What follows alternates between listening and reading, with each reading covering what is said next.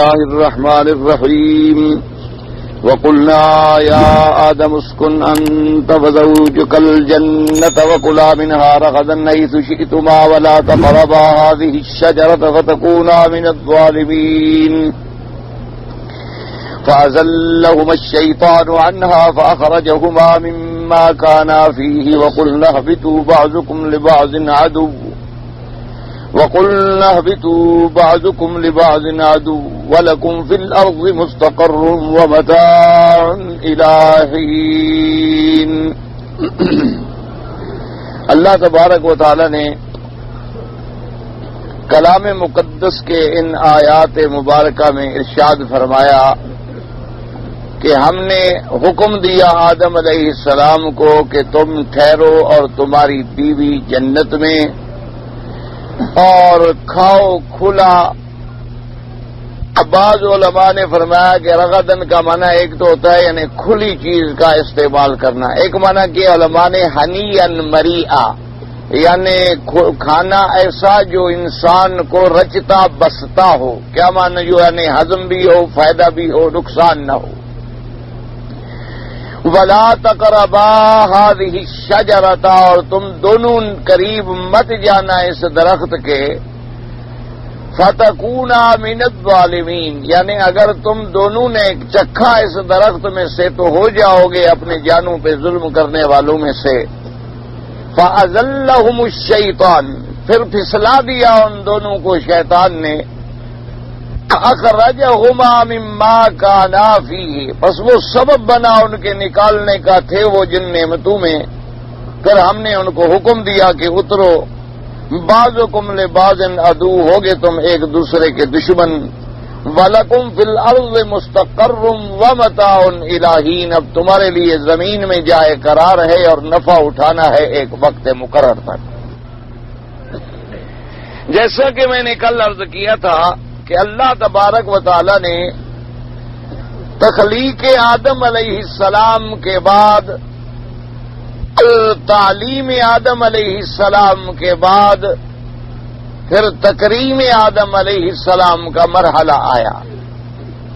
پہلا مرحلہ تھا تخلیق آدم علیہ السلام کا کہ اللہ نے ان کو اپنے دست قدرت سے بنایا.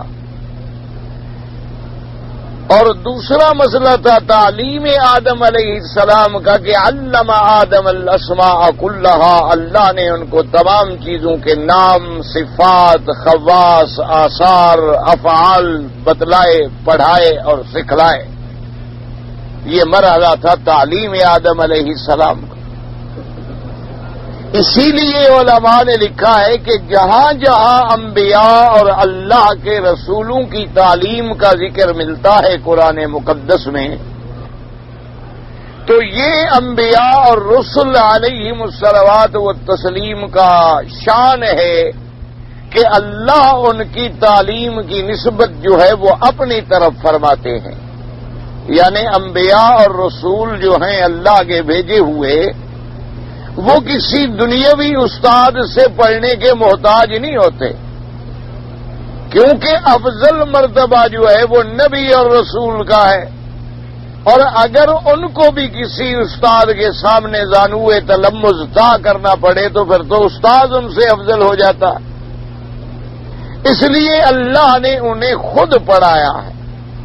اس لیے آیا وَعَلَّمَ آدَمَ الْأَسْمَاءَ اللہ نے سکھلائے آدم علیہ السلام کو اسماء. تو یہاں بھی اللہ نے یہ حکم نہیں دیا کہ کسی فرشتے کی ڈیوٹی لگا دیتے کہ بھئی تم ان کو پڑھا دو. اسی طرح جہاں جہاں بھی آئے گا وَعَلَّمَكَ مَا لَمْ تَكُنْ تَعْلَمْ. اسی طرح آیا وَعَلَّمْنَاهُ مِن لَّدُنَّا عِلْمًا کہ ہم نے خضر کو اپنی طرف سے علم عطا فرمایا تھا. اور جب علوم وحی کا سلسلہ نبوت سے جڑ جاتا ہے، اللہ کی وحی سے ان کی تعلیم ہوتی ہے، تو پھر اس تعلیم کا مقابلہ کون کر سکتا؟ کیونکہ ہماری تعلیم میں تو کمی ہوتی ہے، نقص ہوتا ہے، اغلاط ہوتے ہیں، خطا ہوتی ہے، سمجھنے میں خطا ہوتی ہے، سمجھانے میں خطا ہوتی ہے، استاد سے غلطی ہوتی ہے، شاگرد سے غلطی ہوتی ہے. لیکن جب پڑھانے والا اللہ کی ذات ہو جو ہر نقص سے پاک ہے اب ان کے پڑھانے کا جو اللہ نے قرآن مقدس میں ذکر فرمایا کہ کبھی وحی نازل فرما دی، کبھی دل میں خود علم ڈال دیا، اللہ تبارک و تعالیٰ تو قادر ہے۔ تو اس لیے پہلا مرحلہ یاد رکھیں تھا تخلیق آدم کا، اور مرحلہ ثانیہ تھا تعلیم آدم کا، اور مرحلہ ثالثہ تھا تکریم آدم کا۔ تکریم آدم یہ تھی کہ اللہ نے انہیں مسجود الملائکہ بنایا، کہ تمام ملائکہ کو حکم دیا کہ تم آدم علیہ السلام کو سجدہ کرو۔ اس سے بڑی تکریم کیا ہو سکتی ہے کہ ایک نوری مخلوق اور ایک ایسی مخلوق کے جس سے کبھی نافرمانی کا صدور نہیں ہوا اور نہ ہو سکتا ہے، ان کو آدم علیہ السلام کے سامنے سجدے میں ڈالا جائے، تو اس سے بڑی اور تکریم کیا ہو سکتی ہے؟ تو اب تکریم آدم علیہ السلام کے ان مراحل پر پھر یہ بھی دیکھیں کہ جس نے آدم کی تکریم کا انکار کیا اسے ہمیشہ کے لیے ملعون قرار دیا گیا، ہمیشہ کے لیے مطرود قرار دیا گیا، ہمیشہ کے لیے وہ رجیم بنا، اور اس کو آسمانوں سے نکالا گیا، اور اس کو جہنم میں ہمیشہ کے لیے ڈالا جائے گا، اور اس کی اتباع کرنے والوں کو بھی جہنم میں ڈالا جائے گا۔ تو ان تمام مراحل کے بعد اللہ نے حکم دیا کہ آدم تم اور تمہاری بیوی اب جنت میں رہو۔ اس لیے علماء اہل سنت والجماعت کا، جیسے میں نے کل عرض کیا تھا کہ یہ عقیدہ بھی ہے، اور یہی بات قرآن و حدیث کے سیاق و سباق سے ثابت ہے کہ وہ جنت آسمانوں میں تھی اور وہ جنت الخلد تھی۔ اسی لیے اب بعد فرق ضالہ جو ہیں معتزلہ اور اسی طرح قدریہ جبریہ، یہ سب فرق ضالہ ہیں جو راستے سے ہٹ گئے،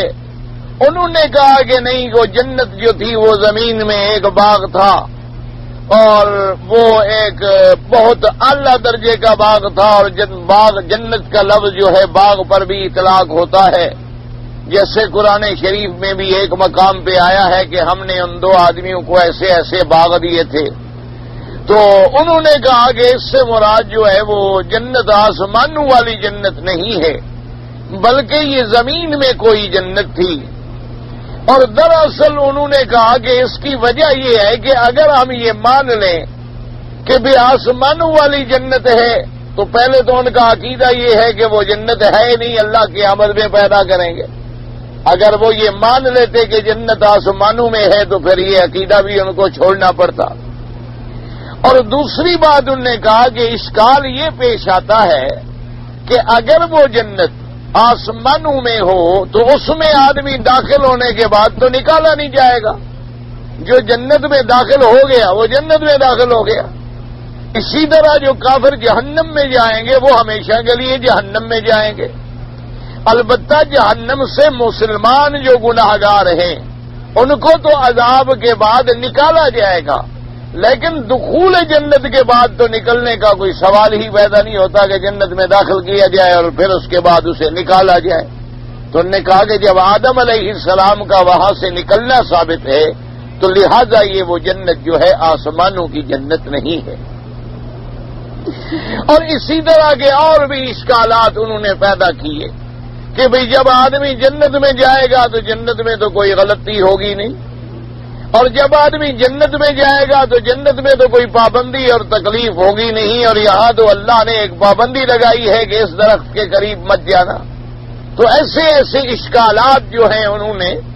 اپنے کتابوں میں ذکر کر کے اپنے مسلک کو اور اپنے مذہب کو ثابت کرنے کی کوشش کی ہے۔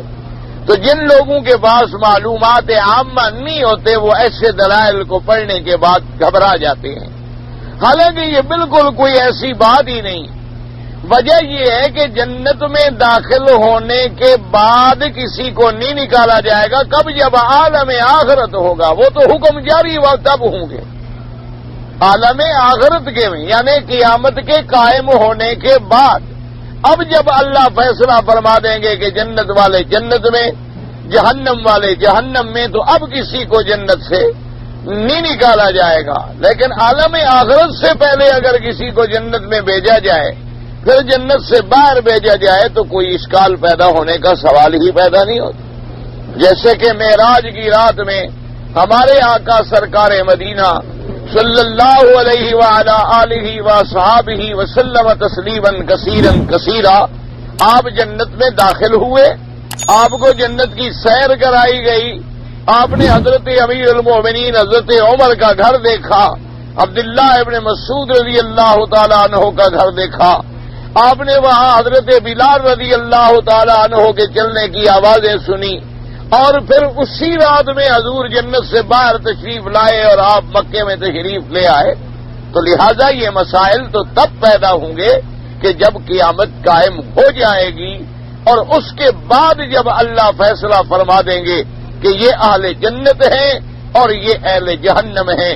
اب جنت والے جو ہیں پھر اس کے بعد نہیں نکالے جائیں گے، خالدین فیہا ابدا، وہ اس میں ہمیشہ کے لیے رہیں گے، لیکن اس سے پہلے کہ جب وہ احکامات ہی صادر نہ ہوں۔ اسی لیے اس وقت جنت میں جانے کے بعد پھر تکلیف نہیں ہوگی۔ کیا مانا کہ دار العمل دنیا ہے اور دار الجزا آخرت ہے، تو مرنے کے بعد جب ہم اٹھائے جائیں گے تو پھر کوئی عمل نہیں، اس کے بعد تو پھر جزائے اعمال ہے کہ اچھے کاموں کی اچھی جزا مل جائے گی اور برے کاموں کی بری سزا مل جائے گی۔ ورنہ اس سے پہلے اگر اللہ تبارک و تعالی کسی کے لیے پابندیاں نافذ فرمائیں، کسی کے لیے کوئی منہیات مقرر فرما دیں، تو اس میں کسی قسم کا کوئی اشکال نہیں۔ اسی لیے جیسے کہ علماء نے لکھا کہ دجال جب دعوی دجالیت کر لے گا تو حرمین میں داخل نہیں ہوگا، اگر وہ دجالیت کے دعویٰ کرنے سے پہلے داخل ہو جائے تو کوئی اشکال کی بات نہیں۔ اب قادیانی نے جب تک دعویٰ نبوت نہیں کیا تھا تو کسی نے اسے کافر نہیں کہا، کیونکہ ایک عام آدمی تھا، اور اس کے بعد کتابیں لکھتا رہا، پھر عیسائیوں سے مناظرے کرتا رہا، تو بعض علماء اہل سنت والجماعت جو تھے وہ بھی اس کی تائید کرتے رہے۔ لیکن جب اس نے پھر اپنے پر پرزے نکالے اور نعوذ باللہ دعوی نبوت کر بیٹھا، تو اب اس کے لیے پوری امت نے باتفاق تمام مسالک نے اس کے کفر کا فتویٰ دیا، کیونکہ اللہ کے قرآن اور اللہ کے نبی کے فرامین کو اس نے توڑا اور دعوی نبوت کر بیٹھا، تو نبوت کے دعوے سے پہلے اس پر کسی قسم کے کفر کے فتوے لگانے کا کوئی سوال ہی پیدا نہیں ہوتا تھا۔ تو اس لیے ایسے اشکالات جو ہیں وہ درست نہیں ہیں، بلکہ جنت سے مراد جنت الخلد ہے۔ اور بعض علماء نے ایک عجیب استدلال بھی پکڑا ہے قرآن مقدس کی اسی آیت سے، انہوں نے فرمایا وَقُلْنَا يَا آدَمُ اسْكُنْ أَنْتَ وَزَوْجُكَ الْجَنَّةَ، انہوں نے فرمایا اللہ نے فرمایا الجنت معرف بِأَلِف لام، یہاں اللہ نے جب الف لام کا ذکر کر دیا الجنہ، تو یہ قاعدہ ہوتا ہے کہ الف لام لگایا جائے تو پہلے کوئی جنت جس کا ذکر ہو چکا ہو وہی جنت مراد ہوتی ہے، اور آپ اسی صورت میں پڑھ چکے ہیں وَإِن كُنتُمْ فِي رَيْبٍ مِّمَّا نَزَّلْنَا عَلَىٰ عَبْدِنَا فَأْتُوا بِسُورَةٍ مِّن مِّثْلِهِ وَادْعُوا شُهَدَاءَكُم مِّن دُونِ اللَّهِ إِن كُنتُمْ صَادِقِينَ، اور اس کے بعد آیت إِن لَّمْ تَفْعَلُوا وَلَن تَفْعَلُوا فَاتَّقُوا النَّارَ الَّتِي وَقُودُهَا النَّاسُ وَالْحِجَارَةُ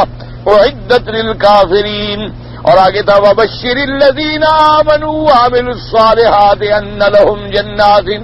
تو پہلے ذکر آ چکا، اللہ نے فرمایا کہ ایمان والے جنہوں نے ایمان لائے اور اعمال صالحہ کیے آپ ان کو خوشخبری دے دیں جنت کی اور جنت کے باغوں کی جن کے نیچے نہریں بہتی ہیں۔ تو اس خوشخبری میں کوئی جنت دنیا کی یا زمین کے باغ کی خوشخبری تو نہیں تھی، کیونکہ پہلے ذکر تھا جہنم کا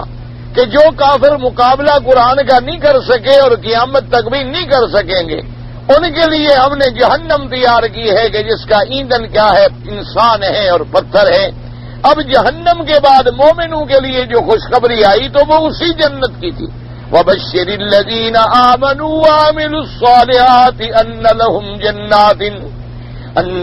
جَنَّاتٍ تَجْرِي مِن تَحْتِهَا الْأَنْهَارُ، تو اس لیے جب اس جنت کا ذکر آیا اور یہاں اللہ نے ذکر فرمایا الف لام کے ساتھ، اس لیے فرمایا وَقُلْنَا يَا آدَمُ اسْكُنْ أَنْتَ وَزَوْجُكَ الْجَنَّةَ، تو جب الف لام ہے مراد ہے کہ وہی جنت جس کی پہلے وہ خوشخبری دی جا چکی ہے تو وہ بھی جنت الخلد مراد تھی، اور اس سے مراد بھی جنت الخلد ہے، کوئی دنیا کی جنت اس سے مراد نہیں ہے۔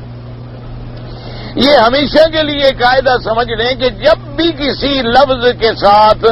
قرآن مقدس میں الف لام لگایا جائے اسے استعلا میں کہتے ہیں معرف باللہ بالالف واللام،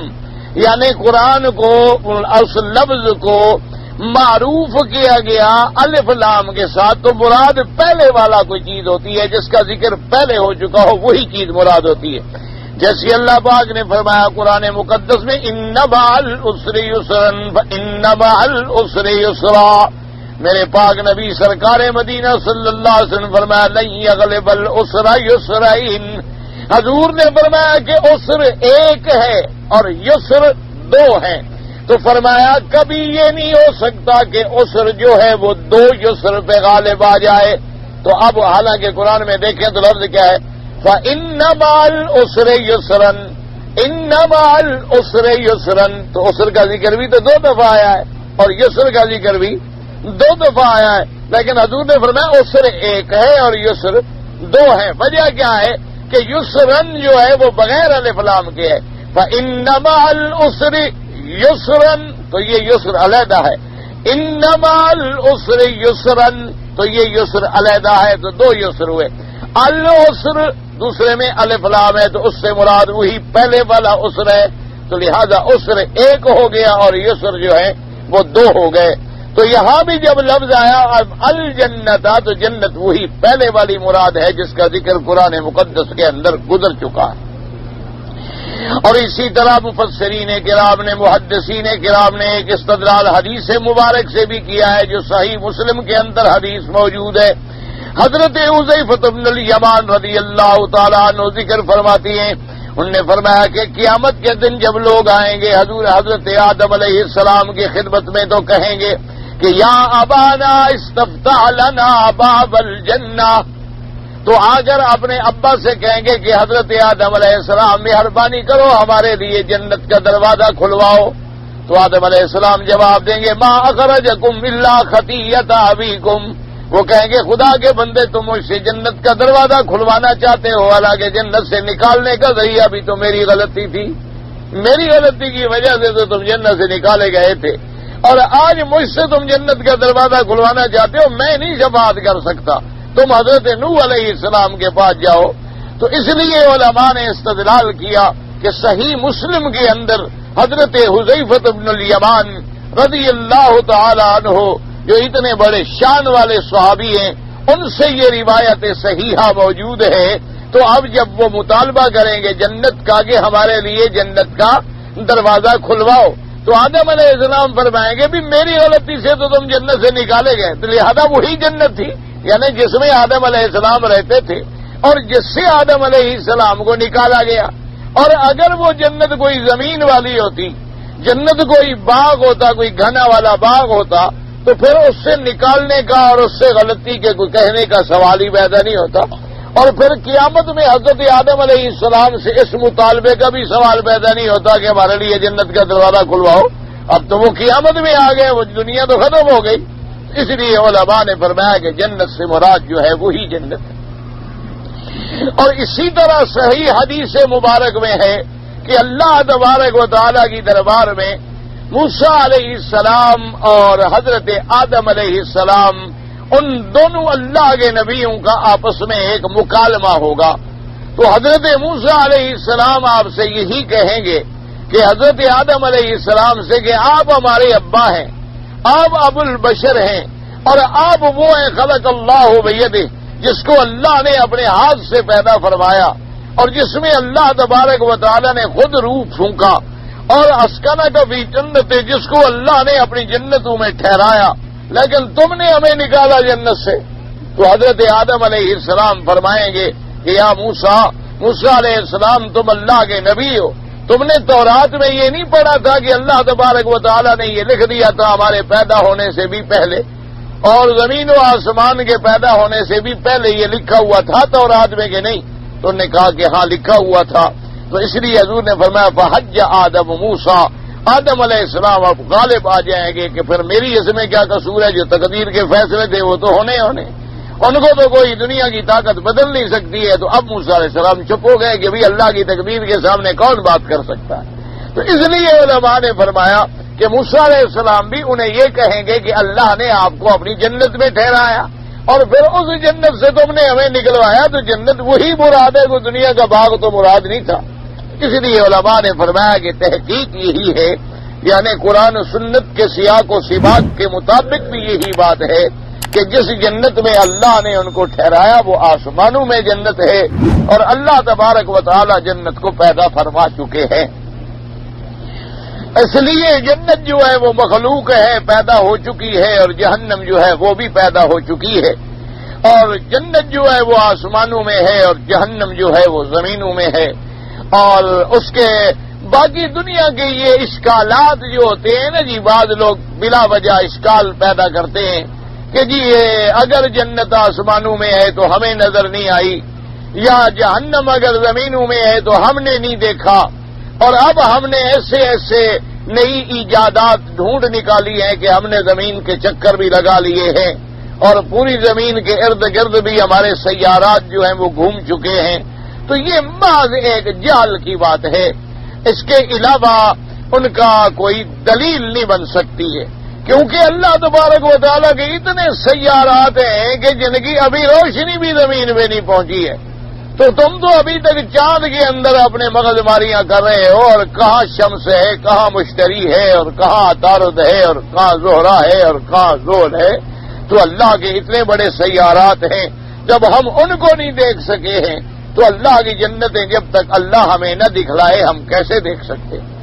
اور دوسری بات یہ بھی منصوص ہے قرآن مقدس میں کہ آدمی چاہے کتنی اونچی اڑان اڑ لے لیکن آسمانوں میں داخل نہیں ہو سکتا۔ لا تفتح لهم ابواب السماء ولا يدخلون الجنہ حتى يلج الجمل في سم الخياط۔ اللہ نے فرمایا ان کے لیے آسمانوں کے دروازے نہیں کھولے جائیں گے اور نہ یہ جنت میں داخل ہوں گے، جیسے کہ ایک اونٹ سوئی کے ناکے میں نہیں گزر سکتا،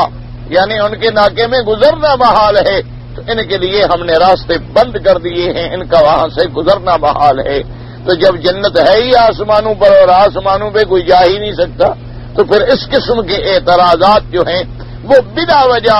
نئی نسل کو اسلام سے یعنی دور کرنے کے لیے مختلف ہیلے اور بہانے ہیں۔ اور اللہ کی قدرتیں عجیب ہیں۔ اب ایک نئے آدمی نے تحقیق کی ہے، یعنی اس نے مشینوں کے ذریعے یا کمپیوٹر کے ذریعے اس نے ایک حساب لگایا ہے اور عجیب اللہ کی قدرت معلوم ہوتی ہے۔ اس نے کہا کہ یہ دیکھیں کہ اللہ نے جو یہ نظام رکھا ہے نا جی، اوقات کے اندر فرق ہے۔ مثلا ابھی ہم یہاں مثال کے طور پر 8 ہیں تو آپ کے ملک میں 10 ہیں، اور اسی طرح بعض ملکوں میں ابھی 6 بجے ہیں، بعض ملکوں میں ابھی 4 بجے ہیں، یعنی کہیں 2 گھنٹے آگے، کہیں 4 گھنٹے آگے، کہیں 4 گھنٹے پیچھے فرق چلا آ رہا۔ تو اس نے کہا کہ میں نے پورا حساب لگایا ہے تمام اس وقت عالم جو دنیا میں موجود ہے، یعنی جو ملک دنیا کے زمینوں پر موجود ہیں، تو اس نے کہا کہ میں نے حساب لگایا ہے، تو معلوم یہ ہوا ہے اس حساب سے کہ اس 24 گھنٹے میں 1 سیکنڈ بھی ایسا نہیں گزرتا جہاں اللہ کی اذان نہ ہو رہی ہو، اللہ اکبر کی صدا بلند نہ ہو رہی۔ یعنی آپ اندازہ فرمائیں کہ پورے عالم کے اس نظام کو اللہ نے جو اقالیم سبع میں اس کو تقسیم کر دیا ہے کہ یہ اقالیم سبع کے اوقات کا اختلاف جو ہے،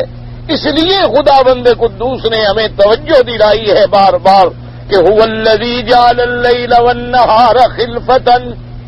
لمن اراد ان یتذکر او اراد شکورا، کہ ہم نے رات اور دن کو ایک دوسرے کا خلیفہ بنا دیا۔ اور کہیں فرمایا جا یولج اللیل فی النہار ویولج النہار فی اللیل، کہ کبھی ہم رات کو دن میں داخل کر دیتے ہیں اور کبھی ہم دن کو رات میں داخل کر دیتے ہیں۔ اور کسی مقام پہ اللہ تبارک و تعالی نے فرمایا کہ غور کرو ومن رحمتہ جعل لکم اللیل والنہار، اللہ کی رحمت میں سے ہے کہ تمہارے لیے ہم نے دن اور رات کا ایک نظام بنایا ہے۔ تو اب جدید تحقیق نے یعنی یہ بات واضح کر دی ہے کہ انہوں نے کمپیوٹرائز طریقے سے حساب کیا ہے، تو وہ اس نتیجے پہ پہنچے ہیں کہ دنیا میں 24 گھنٹے کے اندر 1 سیکنڈ بھی ایسا نہیں گزرتا کہ جہاں اللہ اکبر کی آواز بلند نہ ہو رہی ہو. کیا مانا؟ یعنی ایک جگہ اگر سعودی عرب میں ایک نماز کی اذان ختم ہو رہی ہے تو اسی وقت ایک دوسرے ملک میں ایک اذان کا وقت شروع ہو رہا ہے اور وہ اللہ اکبر شروع ہو رہی ہے، اور اس کی اذان جب ختم ہو رہی ہوتی ہے تو ایک تیسرے ملک میں وقت شروع ہو رہا ہے اور مؤذن اللہ اکبر کہہ رہا ہے. تو انہوں نے کہا کہ اس 24 گھنٹے کے اندر یعنی دن رات کی اس گردش لیل و نہار کے اندر کوئی لمحہ کوئی سیکنڈ ایسا نہیں ہے جس میں اللہ اکبر کی صدائیں بلند نہ ہو رہی ہوں. اور اسی حساب سے ہمیں وہ حدیث پاک بھی سمجھ آئی کہ لا تقوم الساعة حتى تقال في الارض اللہ اللہ اللہ، کہ اس وقت تک قیامت قائم نہیں ہوگی جب تک کہ زمین میں کوئی ایک بندہ بھی اللہ اللہ اللہ کہنے والا موجود ہے. تو اس لیے اللہ کا ذکر جو ہے تو اس اختلاف لیل و نہار کے اندر جہاں اور حکمتیں ہیں، جہاں اور اللہ تبارک و تعالی کی نعمتیں ہیں، وہاں ایک سبب یہ بھی ہے کہ کوئی ایسا لمحہ بھی نہ گزرے کہ جس لمحے میں اللہ کا ذکر نہ ہو رہا ہو. تو لہذا کسی کا یہ کہنا کہ بھی جنت ہمیں نظر نہیں آتی یا جہنم ہمیں نظر نہیں آتی تو یہ بالکل جاہلانہ بات ہے. ہمیں تو اپنا روح بھی نظر نہیں آتا، ہمیں تو پھول میں خوشبو بھی نظر نہیں آتی، ہم جس ہوا سے زندہ ہیں ہمیں وہ ہوا بھی نظر نہیں آتی. تو ہمارا نہ دیکھنا جو ہے کسی چیز کے عدم کا ذریعہ نہیں ہوتا. عدم الرؤیا جو ہے وہ کسی چیز کی عدمیت پہ دلیل نہیں کرتی کہ ایک چیز کو ہم نے نہیں دیکھا. بھئی ہم نے تو کئی ملک نہیں دیکھے، لہذا وہ ملک اس لیے نہیں ہے کہ ہم نے نہیں دیکھے. ہم نے کئی ایسے مناطق ہیں جو نہیں دیکھے ہیں. تو عدم الرؤیا جو ہے لا یستلزم لعدم الوجود، یہ قاعدہ ہے کہ عدم رؤیا کسی چیز کی جو ہے وہ عدم وجود پہ کبھی دلالت نہیں کرتی. تو عقیدہ اہل سنت والجماعت یہی ہے الحمدللہ کہ الجنت مخلوقۃ والنار مخلوقۃ، کیونکہ جنت و عدت للمتقین اور جہنم جو ہے وہ عدت للکافرین. وقلنا یا آدم اسکن انت وزوجک الجنہ، تو اس جنت سے مراد بھی وہی جنت الخلد ہے. اور اسی لیے یہ معرف باللام بھی ہے کہ الجنہ، کیونکہ پہلے ہم پڑھ چکے ہیں وبشر الذین آمنوا وعملوا الصالحات ان لهم جنات تجری من تحتها الانہار. اور یہاں بھی اللہ نے جب معرف باللام فرما دیا تو مراد وہی جنت ہے جس کا ذکر سابقاً قرآن مقدس کے اندر موجود ہے. اور پھر یہ دیکھیں میں نے عرض کیا تھا کہ یہ مراحل ہیں. پہلا مرحلہ کیا تھا؟ تخلیق آدم، اور دوسرا مرحلہ کیا تھا؟ تعلیم آدم، اور تیسرا مرحلہ کیا تھا؟ تکریم آدم. یہ مراحل ثلاثہ تھے. پہلے اللہ نے تخلیق آدم کا ذکر کیا وَإِذْ قَالَ رَبُّكَ لِلْمَلَائِكَةِ إِنِّي جَاعِلٌ فِي الْأَرْضِ خَلِيفَةً، یہ تخلیق آدم کا مرحلہ ہے. اور اس کے بعد تعلیم آدم کا مرحلہ ہے وَعَلَّمَ آدَمَ الْأَسْمَاءَ كُلَّهَا، یہ تعلیم آدم کا مرحلہ ہے. اور اس کے بعد تکریم آدم کا مرحلہ ثالثہ ہے وَإِذْ قُلْنَا لِلْمَلَائِكَةِ اسْجُدُوا لِآدَمَ فَسَجَدُوا إِلَّا إِبْلِيسَ، تو یہ تکریم آدم کا مرحلہ ہے. تو ان تمام مراحل کے بعد اسی کے ضمن میں اللہ نے فرمایا وَقُلْنَا يَا آدَمُ اسْكُنْ أَنْتَ وَزَوْجُكَ الْجَنَّةَ. اور اس میں بھی کتنی بڑی تشریف ہے آدم علیہ السلام کے لیے کہ اللہ تبارک و تعالی نے اس حکم کی نسبت اپنی ذات کی طرف فرمائی ہے. یعنی اللہ تبارک و تعالی نے یہ حکم جو ہے بذریعہ ملائکہ نہیں فرمایا بلکہ فرمایا وَإِذْ قُلْنَا لِلْمَلَائِكَةِ اسْجُدُوا لِآدَمَ، کہ جب ہم نے فرمایا، جب ہم نے حکم دیا، جب ہم نے اپنی طرف سے کلام فرما کے حکم دیا کہ آدم تم اور تمہاری بیوی جو ہے وہ جنت میں ٹھہرو. اور انہی آیات مبارک سے ہمیں یہ بات بھی ملی کہ تخلیق آدم کا مرحلہ بھی پہلے جنت کے علاوہ کسی جگہ تھا، اور اسی طرح تکریم آدم کا مرحلہ بھی جنت کے علاوہ کسی جگہ تھا. اسی طرح بی بی حوا کا پیدا ہونا جو ہے وہ بھی دخول جنت اور سکون جنت اور اسکان جنت سے قبل کا مرحلہ ہے. کیونکہ اللہ فرماتے ہیں یا آدم اسکن انت وزوجک، تم اور تمہاری بیوی. تو بیوی پہلے پیدا ہو چکی تھی، تب ہی تو اللہ نے حکم دیا، تب ہی تو اللہ تبارک و تعالی نے حکم دیا کہ تم بھی اور تمہاری بیوی جو ہے تم دونوں جنت کے اندر رہو۔ اور اسی لیے علماء نے فرمایا کہ ایک لفظ ہوتا ہے جس میں صرف اسکان سے اسکن، سکن اور اسی طرح مادہ سکینہ، ان سب کا مادہ ایک ہے، یعنی مادہ جو ہے وہی سین کاف نون سب کا مادہ جو ہے وہ ایک ہے۔ جہاں مثلا اسکن امر کا صیغہ آ گیا، اسی طرح کہیں کہیں لفظ آئے گا لیسکن الیہا، سکون پکڑے، اسی طرح آیا لتسکنوا فیہا ومن رحمتہ جعل لکم اللیل والنہار لتسکنوا فیہ ولتبتغوا من فضلہ، تو دن میں آپ اللہ کا رزق حاصل کریں اور رات میں سکون پکڑیں۔ اسی طرح کہیں آتا ہے سکینتن، تو ان سب کا مادہ جو ہے وہ آرام سے ہے، وہ راحت سے ہے، وہ تسکین سے ہے۔ اب وہ تسکین جو ہے پھر دو قسم پہ ہوتی ہے، کبھی تو وہ تسکین ظاہری ہوتی ہے اور کبھی وہ تسکین ایک تسکین ڈال دی، دلوں کے اندر ایک طمانینت پیدا کر دی، دلوں کے اندر ایک ایسی کیفیت پیدا کر دی کہ آدمی جس حال میں بھی ہے مست ہے۔ آپ نے دیکھا ہے کہ جتنے اللہ والے ہیں، اللہ کے بزرگان دین گزرے ہیں، اللہ کے اولیاء گزرے ہیں، اللہ ان کی قبروں پہ کروڑوں رحمتیں نازل فرمائے، ان کو دیکھا ہے آپ نے کہ دولت نہیں ہوتی، مال نہیں ہوتا، اور بالکل بیچارے جھوپڑوں میں رہ رہے ہوتے ہیں، کبھی دھوپ میں بیٹھے ہیں، دیواروں کے سائے میں وقت گزارتے ہیں، لیکن انہیں ایک عجیب سکون ہوتا ہے، ایک عجیب اطمینان ہوتا ہے، ایک عجیب راحت قلبی انہیں ہوتی ہے، ایک عجیب طمانینت ہوتی ہے کہ وہ ہر حال میں خوش ہیں اور اتنے مست ہوتے ہیں کہ انہیں کسی چیز کی پرواہ نہیں ہے۔ اب ان کے پاس کچھ نہیں، پیسہ بھی نہیں، دولت بھی نہیں، انہیں یہ بھی نہیں پتا کہ کل صبح کا کھانا بھی ہمیں ملے گا یا نہیں ملے گا، لیکن اس کے باوجود ان کے چہروں پر ایک ایسا اطمینان ہوتا ہے، ایک ایسی بشاشت ہوتی ہے، ایک ایسی بشارت ہوتی ہے، ایک ایسی کشش ہوتی ہے کہ جب آدمی ان کی صحبت میں بیٹھے تو وہ بھی غم بھول جاتا ہے۔ تو وجہ کیا ہے کہ وہ سکینہ قلبی جو ہے اللہ تبارک و تعالیٰ نے انہیں سکون باطن نصیب فرمایا ہے۔ اور اسی لفظ سے ایک اشارہ بھی ملتا ہے کہ آدم علیہ السلام کو اللہ نے جنت میں مستقل ٹھہرانے کے لیے نہیں، لفظ اسکن انت وزوجک، بس تم سکون پکڑو، کیونکہ جب زمین کا مسئلہ آیا تو وہ آیا مستقر، وَلَكُمْ فِي الْأَرْضِ مُسْتَقَرٌّ وَمَتَاعٌ إِلَىٰ حِينٍ، اور یہاں مجرد حکم تھا کہ اسکن انت وزوجک الجنۃ۔ اور اسی سے علماء نے یہ مسئلہ بھی نکالا کہ ہر بیوی جو ہے وہ اپنے خاوند کے تابع ہوگی، یعنی جہاں خاوند رہے گا تو وہاں بیوی رہے گی۔ اب یہ نہیں ہو سکتا ہے کہ اگر ایک خاوند نے نکاح کیا ہے اور وہ کہے مثلاً کہ بھئی میں مکے میں رہنا چاہتا ہوں، بیوی کہے کہ نہیں میں تو اپنے ملک میں رہوں گی، تو اس کو یہ شریعت حق نہیں دیتی۔ ہاں اذا اشترط شروطا، ہاں اگر نکاح سے پہلے ان کی کوئی ایسے شرائط تھے، وہ شرائط تو منطبق ہوں گے، ورنہ وہ صورت دیگر جو ہے عورت جو ہے وہ اپنے خاوند کے تابع ہے۔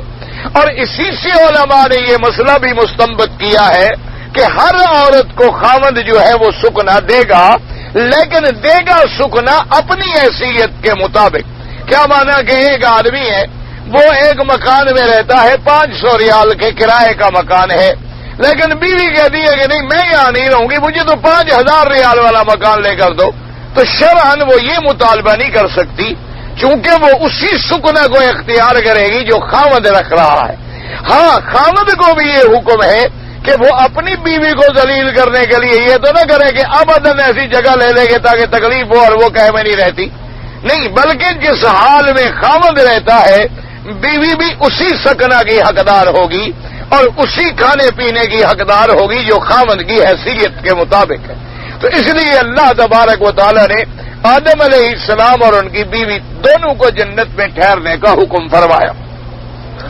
اور اسی سے یہ بھی اندازہ ہو گیا کہ سب سے پہلا مرحلہ جو ہے اللہ نے تشریف دی ہے رجل کو، رجال کو، یعنی مرد کو جو اللہ نے شرف دیا ہے، تو عورت اس کے تابع ہے، عورت مرد کی متبوع نہیں ہو سکتی ہے، کیونکہ آدم علیہ السلام کا ذکر اللہ نے ہمیشہ مقدم فرمایا، اور بی بی حوا کا ذکر جو ہے وہ آدم علیہ السلام کے تبع میں آیا،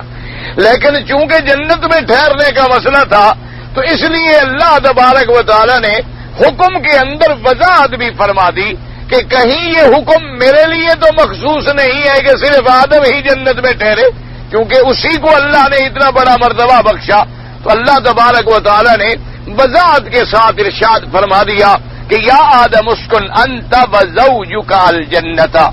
اور اسی سے علماء نے یہ مسائل بھی نکالے ہیں کہ لفظ زوج جو ہے نا جی، لفظ زوج یہ ہمیشہ ایک مماثلت پہ اور برابری پہ دلالت کرتا ہے، اس لیے آپ کہتے ہیں نا جوتے کے دو جوڑے جو ہیں یہ زوج ہیں، کیا مانے ایک جوتا دوسرے جوتے کے برابر ہوتا ہے نا، دونوں برابر نہ ہو تو پھر کام ہی نہیں بن سکتا۔ تو لفظ زوج میں یہ پایا جاتا ہے کہ جس میں کوئی تماثل ہو، برابری ہو، تو اللہ نے مرد اور بیوی کو ایک برابری دی ہے کہ دونوں کی جنس ایک ہے اور دونوں کے معقولات، مشروبات، منافعات، تلذذات ہے، ان میں تماثل ہے، ان کے اندر تشابہ ہے،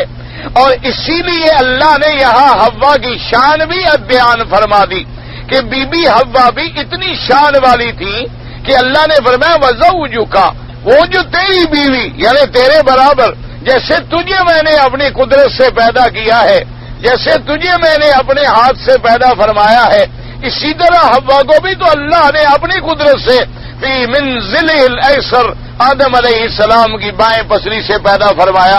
تو اسی لیے علماء نے لکھا کہ اگر آپ غور کریں، قرآن پاک میں تدبر کریں اور قرآن پاک میں تفکر کریں تو آپ دیکھیں اللہ نے جہاں جہاں عورتوں کا ذکر کیا ہے یا انبیاء کی پہلے عورتوں کا ذکر کیا ہے وہاں زیادہ تر لفظ ہے امرأہ کا، جیسے اللہ نے فرمایا وَضَرَبَ اللَّهُ مَثَلًا لِّلَّذِينَ كَفَرُوا امْرَأَتَ نُوحٍ وَامْرَأَتَ لُوطٍ، نوح علیہ السلام کی بیوی امرأۃ لوط، لوط کی بیوی امرأہ علیہم السلام۔ اسی طرح اللہ تبارک و تعالی نے فرمایا مریم ابنت عمران، وہاں بھی نام آیا ہے صرف۔ اچھا اسی طرح ضرب اللہ مثل الذین آمنوا امرأۃ فرعون، وہاں بھی لفظ امرأہ آیا ہے، وہاں بھی لفظ جو ہے امرأہ۔ اچھا اسی طرح قرآن پاک میں یا امرأہ کا لفظ استعمال ہوا ہے یا سورۃ النساء آئی ہے یا اسی طرح نسوہ کا لفظ استعمال ہوا ہے، اسی طرح جیسے فرمایا یوسف علیہ السلام ما بال النسوۃ اللاتی قطعن ایدیہن، اور اسی طرح اور بھی قرآن۔ لیکن یہاں میرے مدنی سرکار کا ذکر آیا، جہاں سرکار مدینہ صلی اللہ علیہ وسلم، جہاں سرکار دو جہاں صلی اللہ علیہ وسلم کا ذکر آیا ہے تو اللہ نے ان کی بیویوں کو امرأہ سے ذکر نہیں کیا، فرمایا یا ایھا النبی قل لازواجک وبناتک، فرمایا یا ایھا النبی قل لازواجک ان کنتن تردن الحیاۃ الدنیا وزینتها، وہاں فرمایا ازواج النبی نساء النبی، کیونکہ ایک اشارہ کیا گیا کہ ہم نے اپنے نبی کو بیویاں بھی ایسی دی ہیں جو میرے محمد مدنی کی شان کے لائق ہیں، اس لیے وہاں لفظ زوج آیا، وہاں لفظ ازواج آیا، وہاں اللہ نے باقی انبیاء علیہم الصلوات۔ اب دیکھیں نا کہ امرأۃ لوط اب لوط کے برابر نہیں ہو سکتی، لوط نبی ہے اور بیوی کافر ہے۔ امرأۃ نوح، وہاں نوح علیہ السلام کے بیوی برابر نہیں ہو سکتی، نوح علیہ السلام پیغمبر ہے اور بیوی کافر ہے۔ اور وہاں امرأۃ فرعون کافر ہے اور بیوی آسیہ مومن ہے، برابری نہیں ہو سکتی ہے، تو وہاں اللہ نے زوج کا لفظ استعمال نہیں فرمایا، وہاں فرمایا امرأہ۔ اور جہاں زوج کا لفظ آیا ہے وہاں تواصل، وہاں برابری کی جھلک ملتی ہے، وہاں یہ اشارہ ملتا ہے کہ آدم تم بھی شان والے ہو تو پھر حوا بھی شان والی ہے، تم اگر ابو البشر ہو، تم تمام انسانوں کے باپ ہو تو بی بی حوا بھی تو پھر تمام انسانوں کی ماں ہے،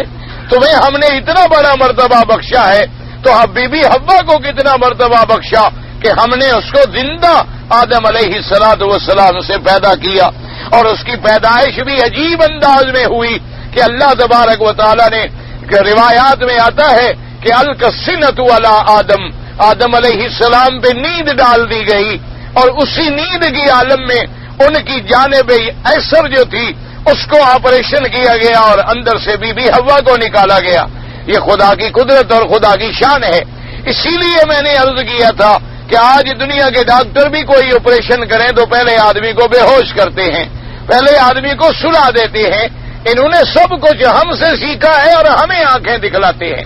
ورنہ ساری دنیا کے علوم دیکھ لو، ابتدا کہاں سے ہوگی؟ افلاطون سے ہوگی، بکرات سے ہوگی، ابو علی سینا سے ہوگی، رازی سے ہوگی، یعنی فارابی سے ہوگی، اور کہاں جائے گی یہ دنیا؟ یہ تو چور ہیں، یہ تو سارے کہیں جنہوں نے مسلمانوں کی کتابوں کو چرایا ہے، جنہوں نے اللہ تبارک و تعالی رحمت فرمائے، جنہوں نے کرتبہ اور اشبیلا، جنہوں نے اسپینا کی لائبریریوں سے ہمارے علوم کو چرایا، جنہوں نے بغداد میں سے علوم دین کو چرایا، اور ان ظالموں نے ایسا کیا ہے کہ یعنی ان علوم کو حاصل کرنے کے بعد ان کتابوں کو دریا برد کر دیا گیا، جیسے کہ امام ابو یوسف رحمت اللہ علیہ کی کتاب الخراج کو ضائع کیا گیا۔ یعنی بعض کتابیں ایسی بھی ہیں امام ابو یوسف رحمت اللہ علیہ کی جو 300 جلدوں پر مشتمل تھی، لیکن کیا تھا کہ دشمنوں نے ان کو ضائع کیا،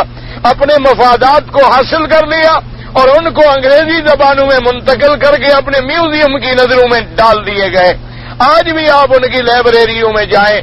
تو جیسے کہ اقبال نے کہا ہے کہ میں نے جب کافروں کی لائبریریوں میں آ کر اپنے اجداد کی کتابیں دیکھی ہیں تو دل ہوتا ہے سی پارا۔ اس نے کہا میرا دل 2 ٹکڑے نہیں ہوتا بلکہ 3 ٹکڑے ہو جاتا ہے کہ علم ہمارا تھا، کتابیں ہماری تھیں، لیکن بدقسمتی ہے کہ مسلمانوں نے اپنے ورثے سے غفلت کی اور دشمنوں نے ان کو حاصل کر کے ایسے ایسے علوم حاصل کر لیے، اور آج وہ فخر کرتے ہیں کہ یہ ہم نے کیا ہے، حالانکہ انہوں نے کچھ نہیں کیا، یہ تو چور ہیں، انہوں نے تو ہمارے ان علوم کو چرایا ہے۔ تو اس لیے اللہ نے آدم علیہ السلام کو اور بی بی حوا علیہ السلام کو جنت الخلد میں رہنے کا حکم دیا، اور فرمایا وَلَا تَقْرَبَا هَٰذِهِ الشَّجَرَةَ، اور ساتھ یہ بھی حکم دیا کہ تم دونوں جو ہے اس درخت کے قریب نہ جاؤ، یعنی وہ درخت دکھلا دیا گیا۔ اب اس میں یہ بھی سمجھیے اللہ تبارک و تعالیٰ نے آدم علیہ السلام کو چاہتے تو اسی وقت بھی اتار دیتے زمین پہ، لیکن جنت میں ٹھہرانے کی کروڑوں حکمتیں تھیں۔ ایک تو شرف آدم تھا، ایک تو کرامت آدم تھی، اور ایک یہ بھی تھا کہ آدم علیہ السلام نے دنیا میں آ کر آباد کرنا تھا، تو اللہ نے دنیا جنت میں دکھلا دیا کہ نہریں کیسے بہتی ہیں، محل کیسے بنتے ہیں، اور جناب آرام کی جگہیں کیسے ہوتی ہیں، معقولات اور مشروبات کیسے ہوتے ہیں۔ تو تمام نعمتیں جو تھی جنت کی وہ نمونہ آدم کو دکھلا دیا گیا کہ تم دنیا میں جا رہے ہو ایسی چیزیں بنانا سکھلاؤ لوگوں کو کہ نہریں یوں بنائی جاتی ہیں، برتن یوں بنائے جاتے ہیں، اور یہ معقولات یوں استعمال ہوتے ہیں، یہ مشروبات یوں بنائے جاتے ہیں۔ اسی لیے دنیا میں آج بھی ہر اس چیز کی نقل اتاری جا رہی ہے جس کا اصل اللہ کے پاس جنتوں میں ہے۔ اب دیکھا ہے نا بڑے بڑے بادشاہ، اسی طرح کے اب دیکھیں اب سینٹرلی ایئر کنڈیشننگ ہو رہی ہے، اسی طرح سینٹرلی ہیٹنگ کے انتظامات ہوتے ہیں، جہاں سردی زیادہ ہے وہاں پورے کمرے ہر وقت گرم ہیں، جہاں گرمی زیادہ ہے وہاں پورے کمرے جو ہیں ہر وقت ٹھنڈے ہیں۔ اور اسی طرح آپ نے دیکھا ہے گھروں کے اندر اگر اصلی پھول نہ بھی ملے تو اب لوگوں نے پلاسٹک کے پودے بنا ڈالے، پلاسٹک کے پھول بنا ڈالے تاکہ گھر کے اندر اسے گلاب کا پھول نظر تو آئے، چاہے اصلی نہ ہو نقلی ہو کوئی چیز ہو، لیکن جب نیند کھلے تو سامنے کوئی اسے پھول نظر آئے، اس سے کوئی اچھی نعمت نظر آئے، اس سے کوئی اچھی چیزیں نظر آئے۔ تو اللہ نے یہ تعلیم تو آدم علیہ السلام کو دینی تھی، پہلے تو صرف علمہ آدم الاسماء کلھا، عالم مثال میں وہ چیزیں بنا کر آدم علیہ السلام کو تعلیم دے دی گئی۔ اب جنت میں بسا کر ان چیزوں کو حقیقت میں دکھلا دیا گیا کہ دیکھ لو انار کسے کہتے ہیں، دیکھ لو سیب کسے کہتے ہیں، دیکھ لو انگوروں کے باغ کیسے لگائے جاتے ہیں، اور دیکھ لو کہ نہریں کیسی چلائی جاتی ہیں، اور دیکھ لو کہ دسترخوان کیسے سجائے جاتے ہیں۔ اور بی بی حوا کو بھی جنت میں بھیجا کہ تم ریشم کا لباس دیکھ لو، تم حریر دیکھ لو، تم دیباج دیکھ لو، تم استبرق دیکھ لو، تم زیورات دیکھ لو، تم میک اپ سنگار کرنے کے طریقے سیکھ لو، تاکہ تم نے بھی تو دنیا میں بیٹیوں کو تعلیم دینی ہے،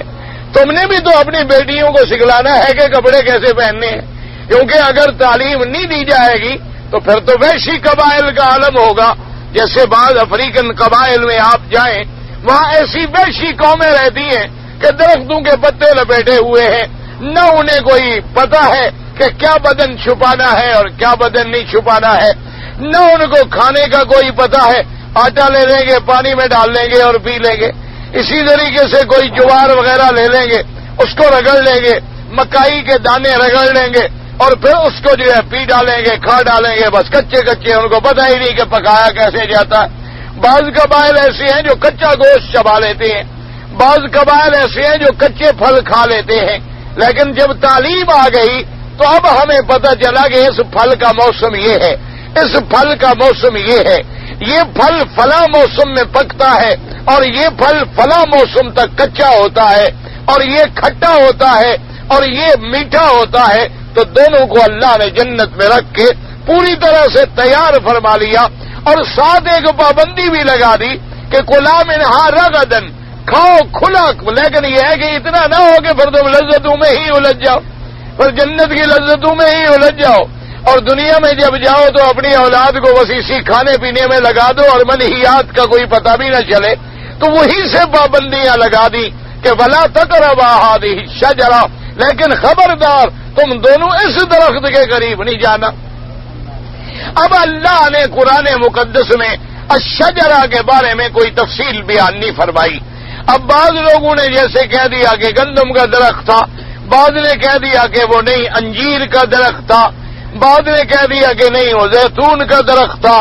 بعض نے کوئی اور لکھ دیا۔ کتابوں میں مختلف روایات لکھی گئیں، لیکن یہ تمام روایات جو ہیں کتب اسرائیلیہ سے ہیں، لا نصدق ولا نکذب، ہم ان کے بارے میں کچھ نہیں کہہ سکتے ہیں، لیکن اللہ کے قرآن نے ذکر نہیں کیا۔ اور علماء کہتے ہیں ابہموہ کما ابہمہ اللہ، کہ جن چیزوں کو اللہ نے قرآن میں مبہم رکھا ہے تم بھی اسی حال میں رہنے دو، تم اس بحث میں نہ الجھو۔ جیسے کہ ابن کثیر رحمت اللہ علیہ نے بھی لکھا ہے کہ شجرہ کے بارے میں اگر ہمیں علم ہو جائے تو لا ینفع، ہمیں کوئی فائدہ نہیں، اور اگر علم نہ حاصل ہو تو لا یضر، ہمیں کوئی نقصان نہیں۔ کوئی بھی درخت تھا، کوئی بھی چیز تھی، اگر ہمیں اس کا نام بھی آ جائے تو کیا ہو جائے گا،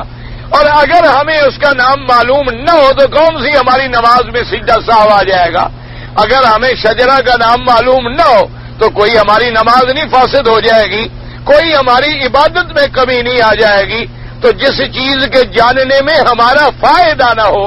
اور جس چیز کے نہ جاننے میں ہمارا نقصان کوئی نہ ہو تو اس کے جاننے کی کوشش کرنا جو ہے وہ بڑی کم عقلی ہوتی ہے کہ بلا وجہ آدمی تجسس میں مبتلا ہو جائے اور بلا وجہ آدمی ایسی ایسی بحثوں میں الجھ جائے کہ اس کو ان چیزوں کے معلومات حاصل کرنے کا کوئی صحیح ذریعہ بھی نہ ملے، ورنہ اللہ چاہتے تو یہی نام لے لیتے۔ اللہ نے قرآن میں چیزوں کے نام نہیں لیے ہیں، اللہ نے قرآن میں نخل کا ذکر فرمایا، رمان کا ذکر فرمایا، عنب کا ذکر فرمایا، تین کا ذکر فرمایا، زیتون کا ذکر فرمایا۔ تو یہاں بھی اگر اللہ چاہتے تو ذکر فرما دیتے کہ فلاں درخت تھا، لیکن جب اللہ نے ذکر ہی نہیں فرمایا تو بات ختم ہو گئی۔ اس لیے فرمایا ولا تقربا هذه الشجرہ فتکونا من الظالمین، یعنی اگر تم نے میرے اس حکم کی تعمیل نہ کی،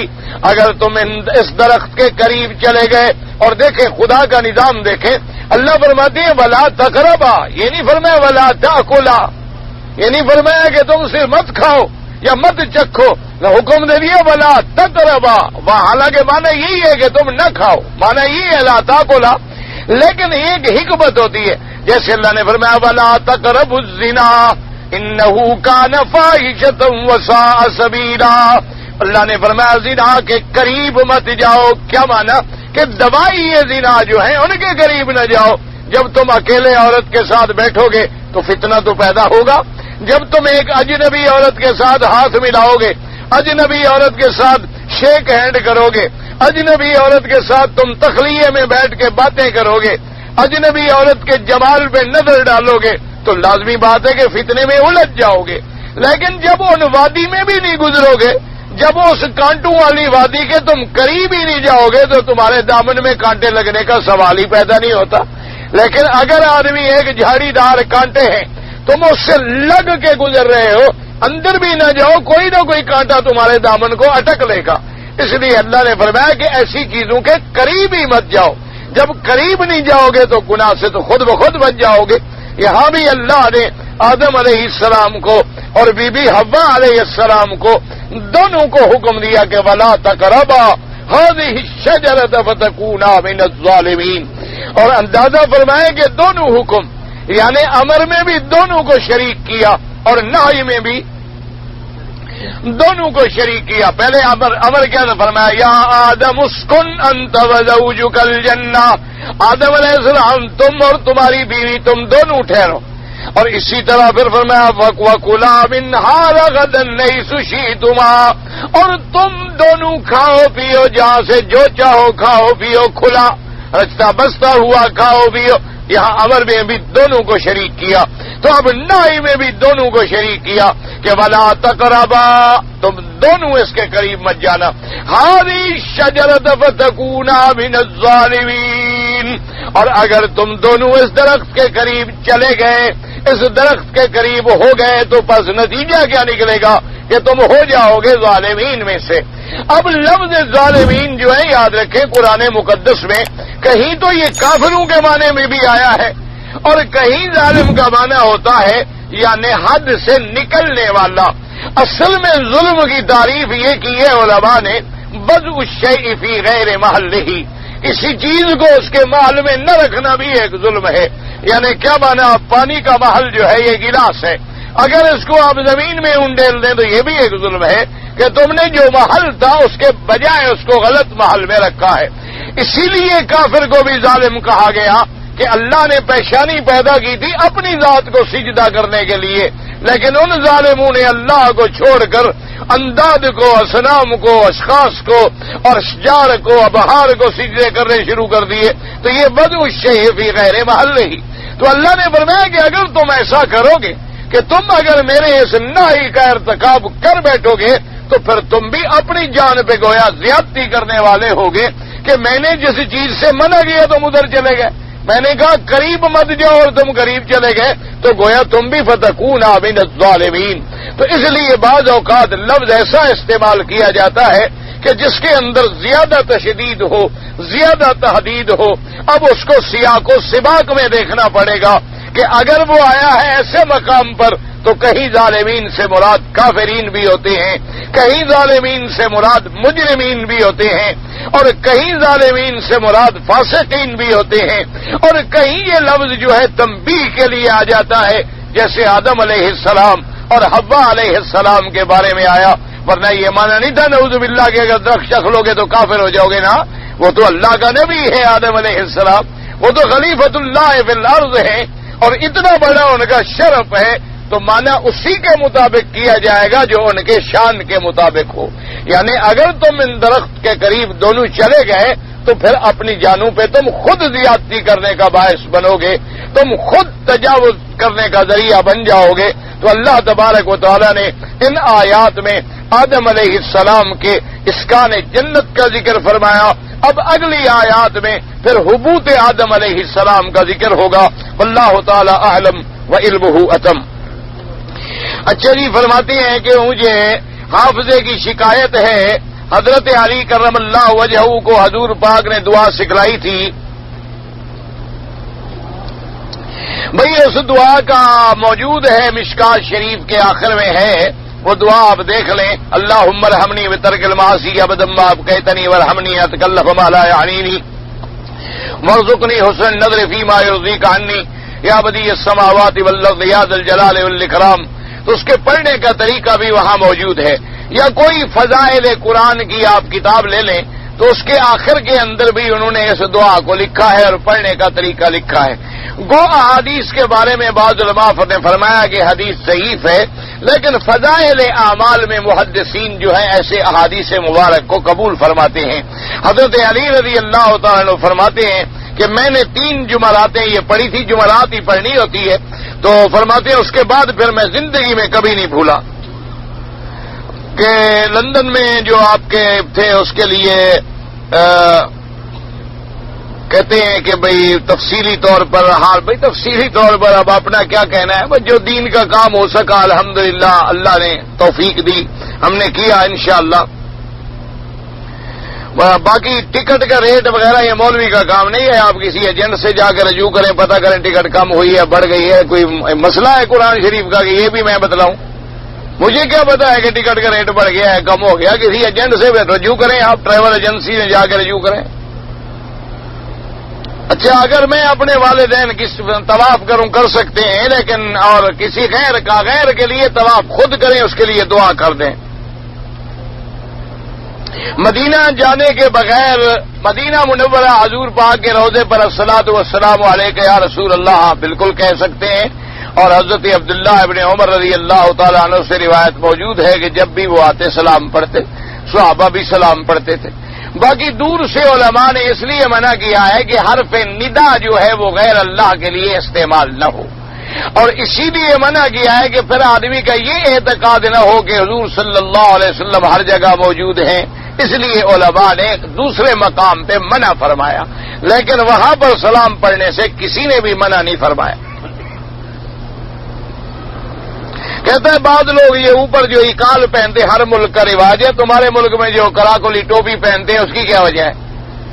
کسی ملک کے اندر کوئی لمبی ٹوپی پہنتے اس کی, یہ ہر ملک کے اس کے آب و ہوا کے مطابق دراصل لباس ہوتے ہیں. آپ دیکھیں گے کہ بعض ٹھنڈے ملک ہیں تو وہاں بڑی بڑی گرم ٹوپیاں ہوتی ہیں, اور آپ دیکھیں گے کہ بعض گرم ملک ہیں تو وہاں ہلکی ٹوپیاں ہوتی ہیں.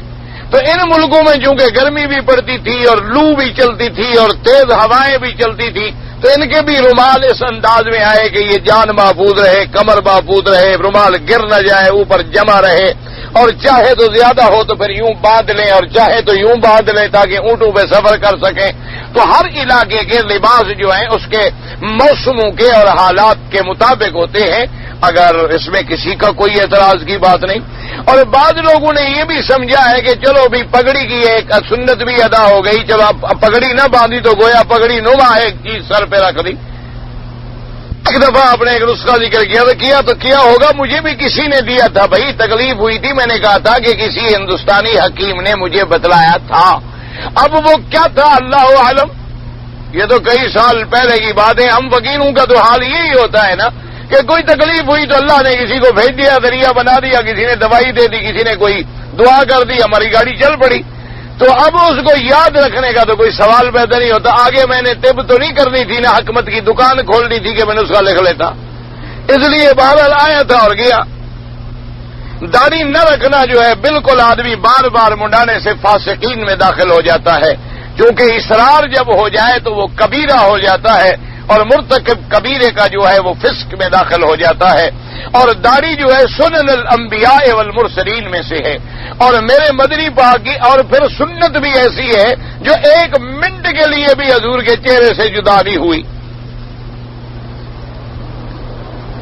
پاؤں کا مسا ثابت نہیں ہوتا ہے, اس لیے کہ قرآن کا ترجمہ جو ہے صرف نحوی اعتبار سے کرنے سے, جب اس کی تفسیر حضور نے خود وضو کر کے دکھلا دی ہو تو پھر وہ تفسیر کی جائے گی جو حضور نے پڑھائی ہے, یا نحوی قاعدے کو دیکھا جائے گا. تو اس لیے ہمیشہ یاد رکھیں کہ قرآن کے نحوی قاعدے تو حضرت علی رضی اللہ تعالیٰ عنہ کے زمانے میں بنے ہیں, ورنہ تمام نحوی اور قواعد جو ہے وہ قرآن کے تابع ہیں. قرآن تو کسی قاعدے کے تابع نہیں ہے. اور پھر جب ایک آیت کی تفسیر میں عملی طور پر میرے مدنی پاک کا عمل موجود ہو گیا, حضور نے وضو فرما کے دکھلا دیا, اور ایک دفعہ نہیں بلکہ پوری زندگی دن میں 5 دفعہ, اور سفر میں, حضر میں, اور تمام صحابہ نے عمل کر کے دکھلا دیا. تو اب صرف ایک زبر زیر سے یا ایک نحوی قاعدے سے اللہ کے نبی کے عمل کا انکار کیا جائے تو یہ کوئی اسلام ہے کہ بھئی ایک بہانہ بنایا جائے گا؟ جی ترکیب نحوی کا تقاضا یہ ہے. ٹی وی کو اگر ماں اور بہن کہہ دے تو ہاں حرام ہو جاتی ہے جب تک کفارہ ادا نہ کرے. اولیاء اللہ کے مزارات میں مسجد نہ بنائیں, کیونکہ آہستہ آہستہ پھر وہ سجدہ گاہ بن جاتی ہیں. اسی لیے حضور صلی اللہ علیہ وسلم نے منع فرمایا ہے.